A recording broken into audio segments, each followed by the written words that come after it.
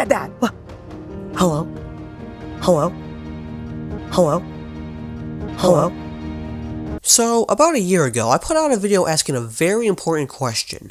Is Chris Pratt a bad voice actor? Yes! Yes! Yes! Now, some of you probably scoffed at that ridiculous question, but for the animation fans out there, it's a pretty heated debate. I mean, on the one hand, Pratt brings a lot of joy into characters like Emmett from the Lego Movie, but on the other hand, people are still baffled on how he even landed the role for the iconic Mario, and didn't do a whole lot for his voice. Oh, you can change your voice to sound different. You can create a character with your voice, and so how? Heck, I got a bunch of different comments on my own channel. If people criticize Chris Pratt for a bad voice actor, then the director shouldn't even let Chris Pratt act in their movies. Nope, he is good, people only overreacted. Look, I appreciate him as an actor. He gets into his roles and plays different characters, and I can see the clear differences. When he voice acts, the form of acting where you play a character with your voice, it's almost like he isn't trying sometimes. Not to mention, he doesn't try to make the voices for it. When I watch Mario, I don't hear Mario, I hear Chris Pratt. Same for the other animated movies he has been a part of, which the whole point of voice acting is to sound like or represent the character properly through vocal mannerisms, which he doesn't. Love him as an actor, not his biggest fan when it comes to voice acting. But hey, if you like it, more power to you. It would be nice to shut off the part of my brain that notices how off it sounds. The answer is no. Well, that was pretty straightforward. But you see, there are some people who will stand up for Pratt when it comes to his voice acting, while others dismiss it as such. And while I personally don't think he's bad per se, I will point out that Chris is a prime example of people getting tired of animation studios relying on big celebrities to promote their movies, when they're just gonna do an inadequate job in the end. As to why I'm placing him in the holy trinity of bad celebrity voice acting.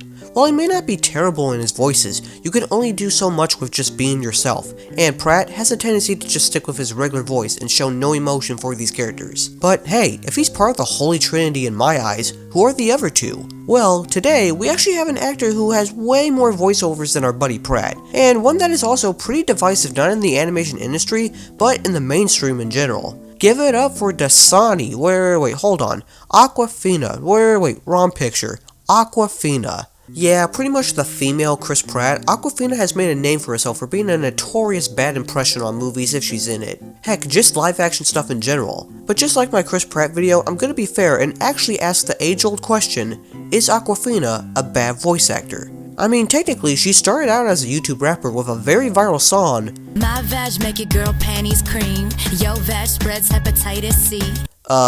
well, that. And later, she moved on to TV series and small roles in movies before getting her big break in movies like Neighbors 2, Ocean's 8, and Crazy Rich Asians. But come on, you guys don't care about all that stuff, you're here for her voice roles. And boy, does she have a lot on her belt. Now, just like Pratt, I'm only looking at performances where Awkwafina has more than just a minor role. So pretty much anything she did for television or streaming series is gone. Although, I heard she did a pretty good job in Tuca and Birdie. I wonder who she played in that show.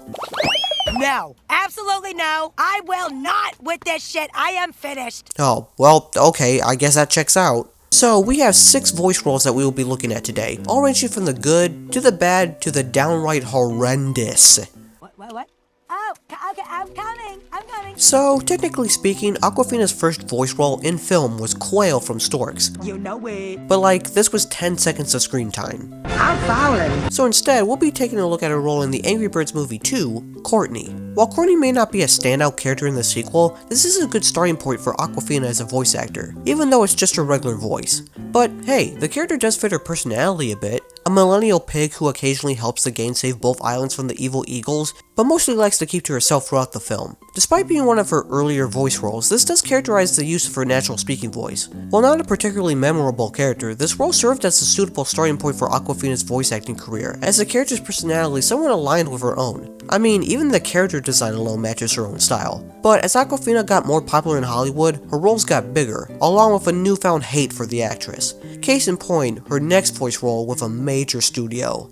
If you lost a puppy and I said, well, we still have a big chunk of it, would that make you feel better? Oh, you were thinking of Otto from Sponge on the Run, huh? Robot abuse. Robot abuse. Look, that is a role Awkwafina voices, but she's barely in it, so I'm not counting it. No, instead we're looking at Sisu from Raya and the Last Dragon. Impressed, huh? Oh, wait till you see my backstroke. I'm a wicked when I hit that liquid. Oh, this movie. A very divisive Disney movie to say the least. A lot of people have problems with the structure and world building, the main character Raya not having a lot of depth to her character, and the lack of Southeast Asian representation. But a pretty polarizing part is Awkwafina's performance as the titular last dragon, Sisu. Isn't that obvious, big guy? My girl Raya and I are gonna fix the world. Bring everyone back. Sisu is a Naga-like dragon who is approached by Raya to use her magic to stop the Droom from spreading across the land. Sisu is kind of a jack-of-all-trades kind of character. She's known as eccentric, a little worried, forgiving, and a little self-deprecating at times too. And let's not mention annoying as well. Have you ever done like a group project, but there's like that one kid who didn't pitch in as much, but still ended up with the same grade?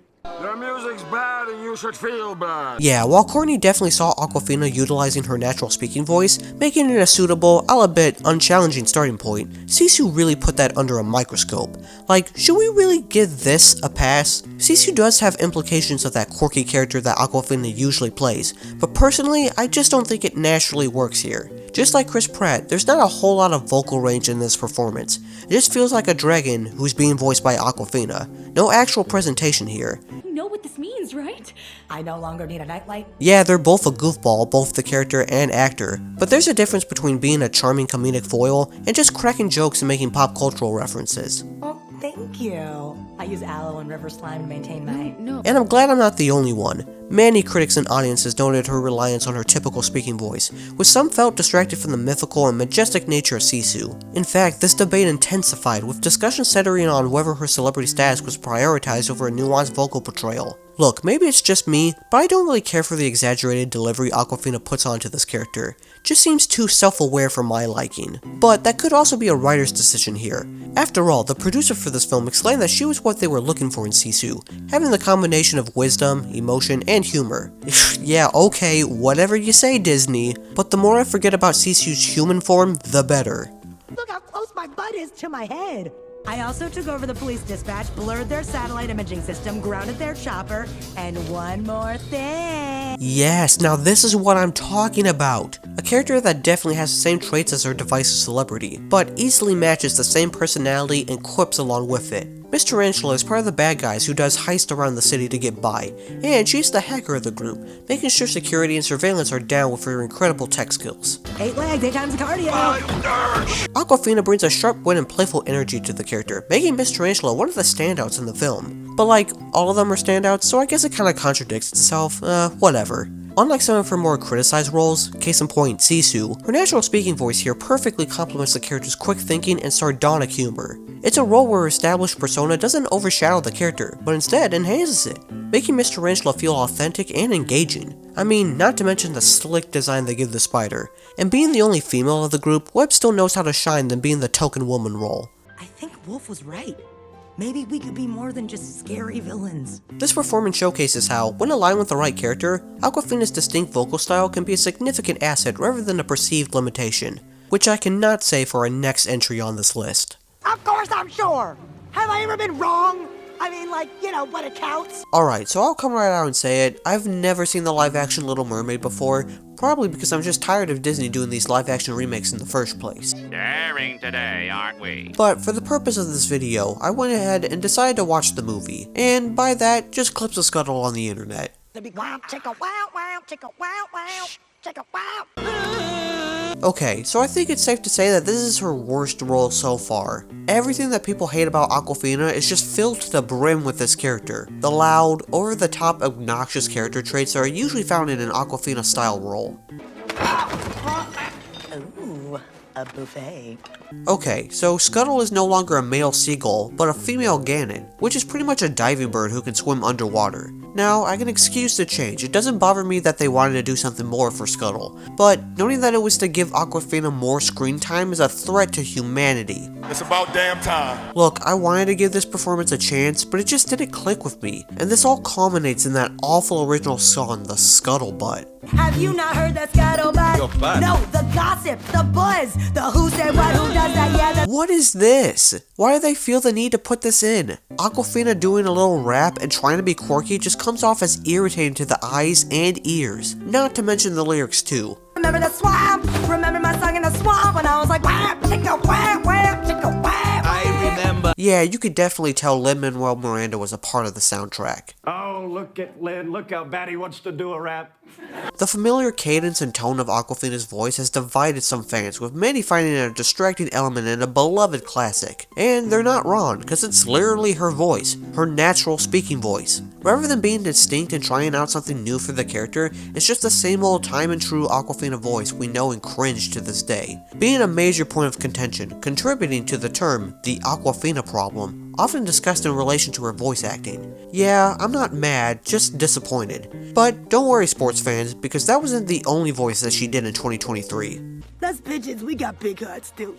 Ain't that right, guys? Remember Migration? Probably not, because it came at the tail end of 2023 and has already been forgotten as another animated film lost in time. Which is a shame, because it's one of the better Illumination films out there. So, in this movie, Awkwafina plays a feisty pigeon named Chump, and actually does a really good job here. A notable positive in her often debated voice acting career. In a landscape where her reliance on a natural speaking voice has drawn criticism, her portrayal of a pigeon leader showcases a distinct shift, or at least a highly effective application of her vocal talents. Sorry, I thought your name was Chump. Yeah, Chump, yeah, that's my name. What? Right, so listen, Chump. What did you just call me? Her vocal fry actually works, giving Chump a grumpy personality straight from New York, and it works. Unlike some of her more controversial roles where her established persona sometimes overshadowed the character, Chump allowed Awkwafina to harness her characteristic vocal rhythm and comedic timing without it feeling like a mere extension of herself. From her initial skepticism and tough exterior, to her eventual helpfulness and camaraderie with the Mallards, Awkwafina navigates these shifts with believable vocal nuances. This role served as a strong counter-argument to the Awkwafina problem, by showing that with the right direction and a well-conceived character, she can deliver a performance that is both recognizably her and undeniably of the character. Oh no! He's got a walking stick. What are you gonna do, stroll me to death? Which now leads us to our final character so far, Zhen from Kung Fu Panda 4. Easily the worst of the franchise, the story is forgettable, the villain sucks, Po loses all credibility as a dragon warrior. No Furious 5, I can go on and on. Oh, and yeah, I'm not really sold on Zhen either. Dragon warrior.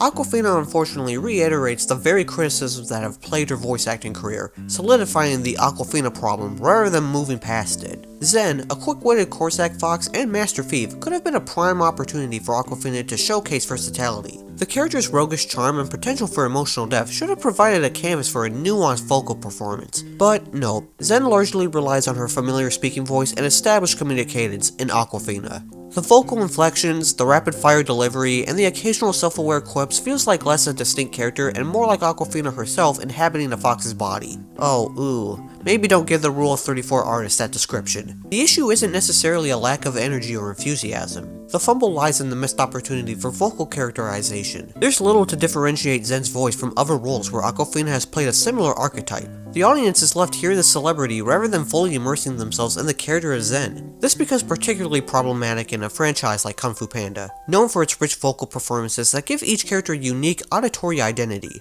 Compared to voices of Po, Shifu, or Tai Lun, Zhen's voice feels comparatively generic, lacking the vocal gravitas or unique quirks that make her truly memorable. I hope they like her and that she's likable and they enjoy it and they have a good time because it is such a good movie. And so let's ask the same question, shall we?